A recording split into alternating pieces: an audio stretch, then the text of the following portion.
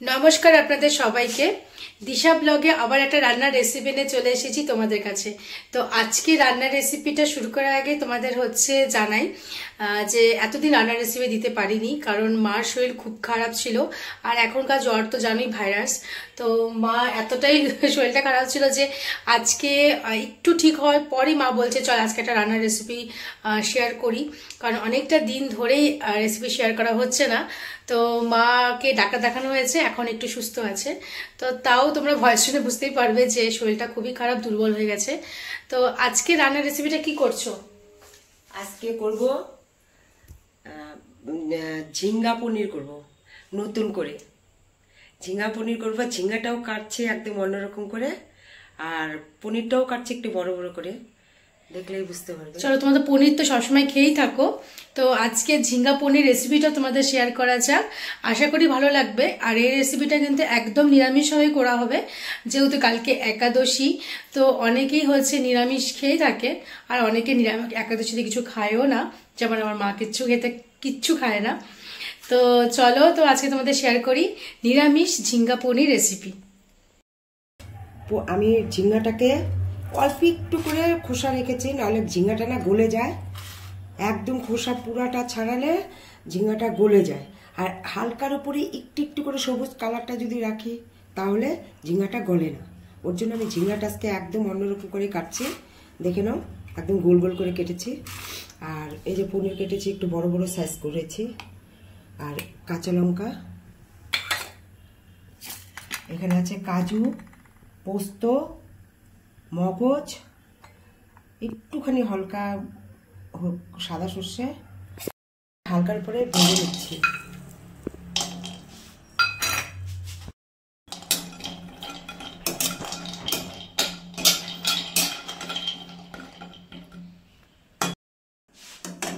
দেখুন, এই যে মগজটাও দিয়ে দিচ্ছি। আমি কিন্তু কড়াইতে তেল দিইনি, এমনি একটু গরম করার মধ্যে একটু নাড়াচাড়া করে নেব হালকাভাবে।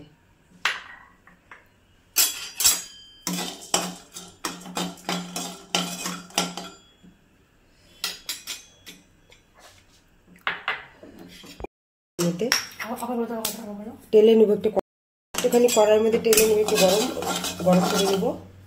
এখানে সর্ষেটাকেও দিয়ে দিচ্ছি। মোট কটা আমি মশলাটাকে সব কটা একদম কড়াইয়ের মধ্যে হালকা করে টেলে নিচ্ছি। কড়াইয়ের মধ্যে নাড়াচাড়া করে নিলাম। এখন এটা আমি মিক্সির জারে প্রেস করে নেব।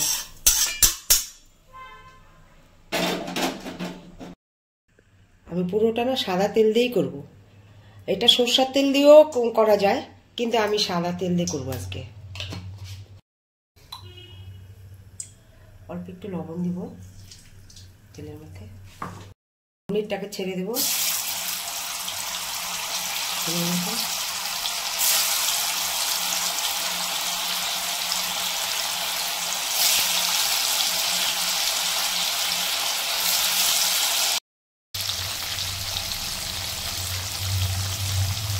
সামান্য একটুখানি হলুদ দিব, যে ভাজাটার জন্য কালারটার জন্য বোঝা যায়।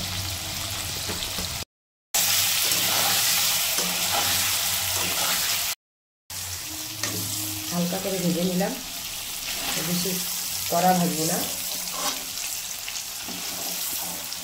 বন্ধুরা, আমার মুখ দিয়ে কোনো কথাই বেরোচ্ছে না, একটু সাউন্ডটা একটু কম হয়ে যাচ্ছে।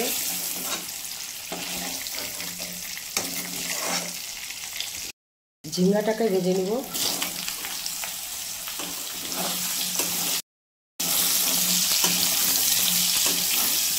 ঝিঙ্গাটাকে আমি ভেজে নিব একটু। ঝিঙ্গাটা একটু ভেজে নিলে গলবে।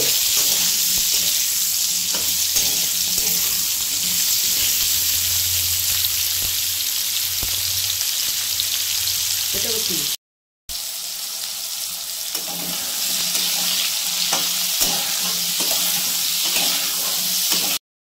ভাজা হয়ে গেছে, ঝিঙ্গাটা ভাজা হয়ে গেছে। একদম একটু হালকাভাবে ভেজে নিলাম। হলুদ মিক্স করলে না? না, হলুদ দিব না।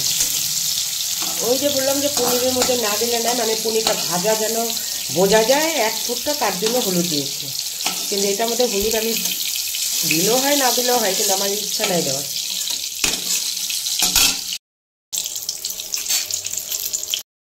একটা শুকনো লঙ্কা দেব,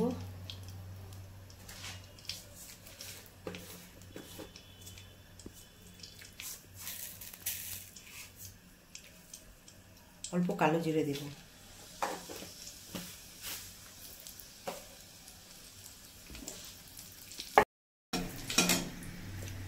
আমি যে মিক্সিতে মশলাটা যে করেছিলাম ওই যে কিশমিশ কাজু সব পেস্ট করা হয়ে গেছে।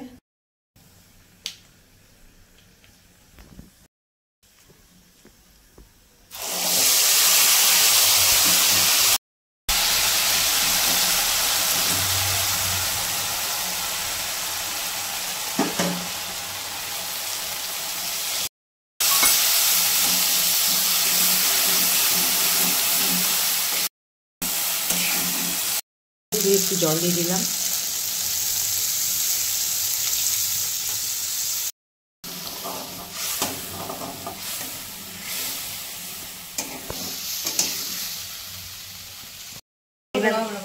বন্ধুরা ঝিঙ্গা পনির আমি যেভাবে করছি এইভাবে করে ঝিঙ্গা তো এখন উঠছে নতুন নতুন সব ঝিঙ্গা পনির এইভাবে করে খেয়ে আমাকে কমেন্ট করে জানাবে, কিন্তু খুব ভালো লাগবে। রুটি দিয়ে, ভাত দিয়ে, পরোটা টরোটা দিয়ে বেশ ভালো লাগবে। এটা একদম কিন্তু নতুন রান্নাটা দেখালাম। দেখো পোস্তটা ভাজা হয়ে গেছে, তেল বেরিয়ে গেছে। এখন আমি ঝিঙ্গাটাকে ছেড়ে দেবো।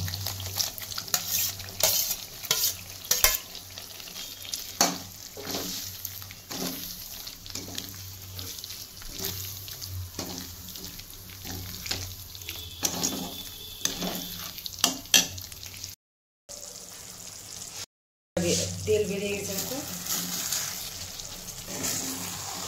আমি কিন্তু বন্ধুরা একটুকু হলুদ দেয়নি, স্লাইট একটু ভাজার মধ্যে দিয়েছিলাম, দেখাইছিলাম তো তখন।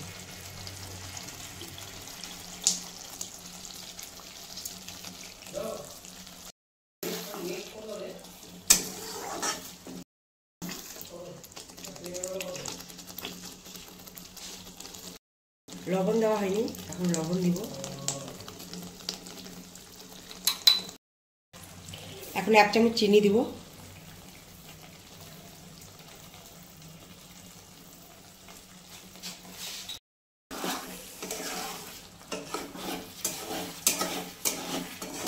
বন্ধুরা এটা অবশ্যই করে খাবে, করে খেয়ে কমেন্ট করে খাবে। এটা ঝিঙ্গাটা, ঝিঙ্গা পনির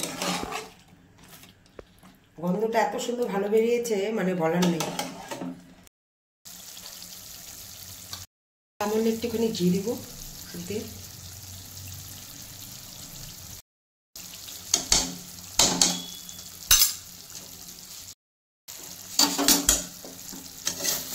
দেখো একদম কমপ্লিট হয়ে গেছে।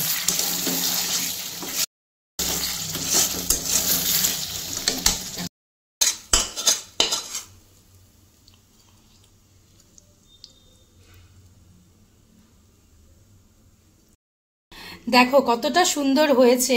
তো এরকমভাবে না মা আমাদেরকে করে খাওয়ায়, তো আমার কিন্তু খুবই দারুণ লাগে।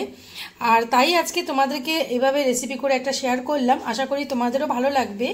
ঝিঙ্গা তো তোমরা সব রকমভাবে খেয়ে থাকো, পনিরও পোস্ত খেয়ে থাকো, এভাবে একদিন ঝিঙ্গাতে পনিরতে খেয়ে দেখো না, আশা করি তোমাদের খুবই ভালো লাগবে। এটার নাম হলো ঝিঙ্গা পনির। ঝিঙ্গা পনির, বা তো ঝিঙ্গা পনির কিন্তু মানে এখন ঝিঙ্গা তো টাটকা পাওয়াই যায়, অবশ্যই করে খাবে। একদম রান্নাটাও একদম ইজি, আর আমি যেভাবে করছি ঠিক সেইভাবে করেই করে খেয়ে কমেন্ট করে আমাকে জানাবে। কিন্তু দারুণ খেতে, দারুণ দারুণ। না খেয়ে করে খেয়ে না করে করে করে খেয়ে কমেন্ট করে আমাকে জানাবে, কিন্তু দারুণ এত সুন্দর করে মানে রান্নাটা হয় বলার না। চলো টাটা, বাই বাই। আর বাই বাই। আবার আগামীকাল কিন্তু আবার একটা ভালো রেসিপি নিয়ে চলে আসবে। কারণ আমার জ্বরের থেকে মুখ থেকে কথাই বেরোচ্ছে না। আমাকে একটু দূর থেকে আশীর্বাদ করো, আমি যেন তাড়াতাড়ি সুস্থ হয়ে যাই। কারণ আমার অবস্থা খুবই খারাপ ছিল, আমাকে ভর্তি ডাক্তার লিখেই দিছিল, কিন্তু আমি ভর্তি হইনি। কিন্তু ভালো লাগলে কমেন্ট করো, ভালো লাগলে আগামীকাল কিন্তু আরো ভালো ভালো রেসিপি নিয়ে চলে আসবো। আগামীকাল আমি আরো ভালো ভালো রেসিপি নিয়ে আসবো অবশ্যই। আর করে কমেন্ট করে জানাবে, ভালো ভালো কমেন্ট জানাবে। আমাদের পাশে থাকবে, তবে তো ভালো লাগবে, বলো। টাটা বলো। টাটা।